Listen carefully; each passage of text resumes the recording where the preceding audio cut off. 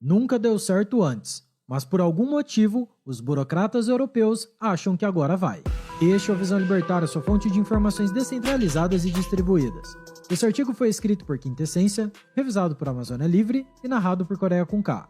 A Europa vem enfrentando um crescente aumento de preços de forma generalizada em sua economia.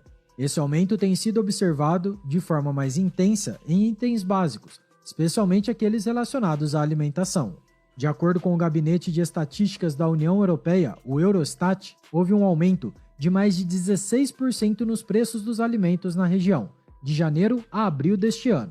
Este valor é muito superior à taxa de inflação média observada no continente nos últimos 12 meses, de 8,1%. Os grandes vilões nessa história são os ovos, o leite e o açúcar, que tiveram aumentos de preços muito expressivos. Os dois primeiros itens subiram mais de 20% este ano, enquanto que o açúcar já subiu mais de 50% no mesmo período. Essa situação se arrasta desde o ano passado, muito por conta da guerra na Ucrânia. Contudo, o fato é que o preço da energia elétrica, que havia impactado a inflação no continente, já foi reduzido bastante desde o início do conflito. Portanto, a persistência nos altos preços dos alimentos na Europa parece ter outras causas.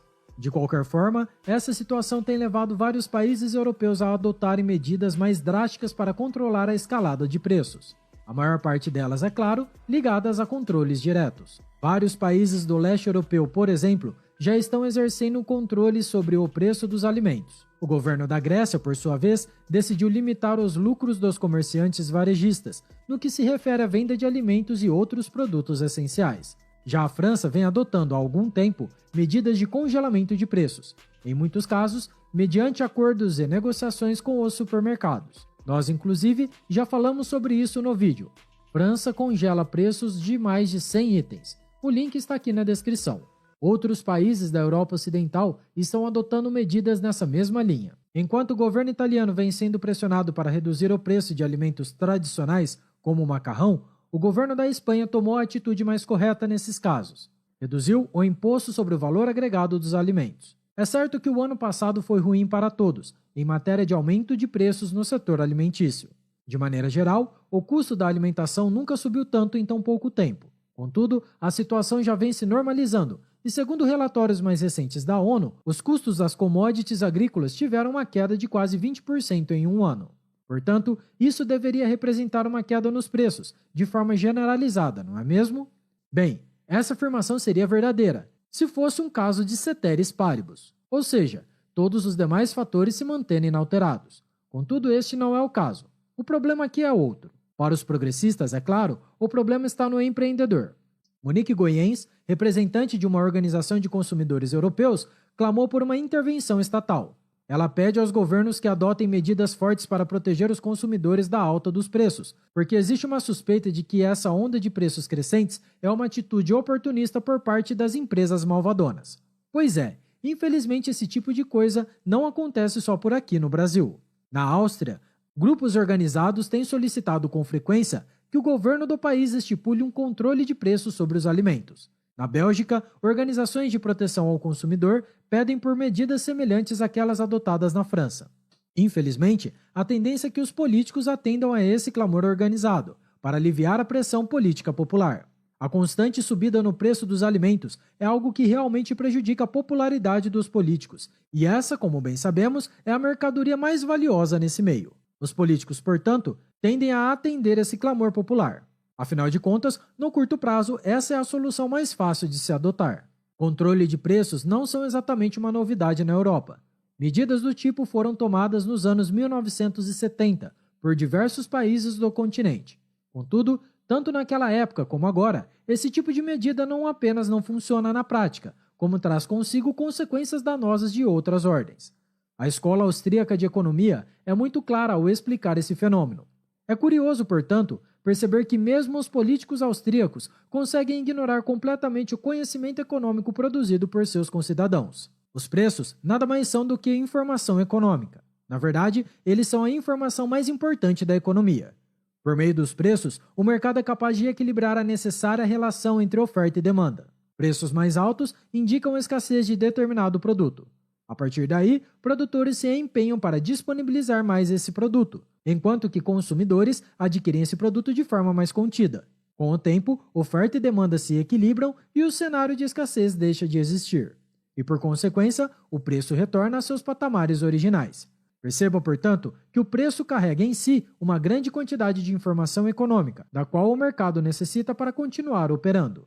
Porém, quando o Estado intervém na economia, controlando os preços, esse sadio equilíbrio é perdido. Um produto que se torna escasso deixa de ser produzido em maior quantidade pelos produtores, enquanto que os consumidores continuam adquirindo esse produto com o mesmo ímpeto de antes. O resultado é que, tipicamente, países que adotam controle de preços tendem a ter prateleiras vazias nos supermercados. Nós brasileiros sabemos disso muito bem, mas se os europeus não quiserem recorrer aos livros de história, basta que eles olhem para o que está acontecendo neste momento em países como Venezuela e Argentina. Em diversos países europeus, os supermercados já limitam a quantidade de itens que podem ser comprados de uma vez, para evitar a escassez, que sempre acontece nesses casos. Muitas empresas, inclusive, estão tendo prejuízos por conta do controle de preços. Supermercados na Hungria exibem produtos em suas prateleiras, informando que aquele preço é inferior ao preço de aquisição da mercadoria. No país, as lojas compram o açúcar por 500 florins o quilo e são obrigadas a vendê-lo por 350 florins o quilo. A coisa é tão evidente que mesmo burocratas globalistas já entenderam essa questão. O próprio Banco Mundial afirmou em um relatório direcionado aos governos europeus que controles de preços são medidas abaixo do ideal, porque eles distorcem os sinais de preços para os consumidores e produtores. Já o presidente do Banco Central da Hungria relembrou os tempos da cortina de ferro. Os tetos de preços e ideias similares já se mostraram ineficientes durante o socialismo. E sim, um dos motivos da queda do bloco soviético foi a ausência de um sistema eficiente de preços, como nos explica Mises em seu ensaio, O Cálculo Econômico sobre o Socialismo, publicado em 1920. Mais de um século depois, continuam cometendo o mesmo erro. Mas afinal de contas, se o aumento de preço dos alimentos na Europa não é culpa do custo da energia elétrica, nem dos comerciantes malvadões, quem é o verdadeiro culpado nessa história? Bem, a resposta para essa pergunta é bastante simples. A culpa é do Estado. E a origem da atual crise dos preços na Europa remonta ao início de 2020, sendo um desdobramento das insanas medidas autoritárias tomadas para a contenção da crise sanitária daquele ano. As loucuras ditatoriais cometidas a partir de 2020 estão cobrando preço. Muitos disseram, a economia a gente vê depois.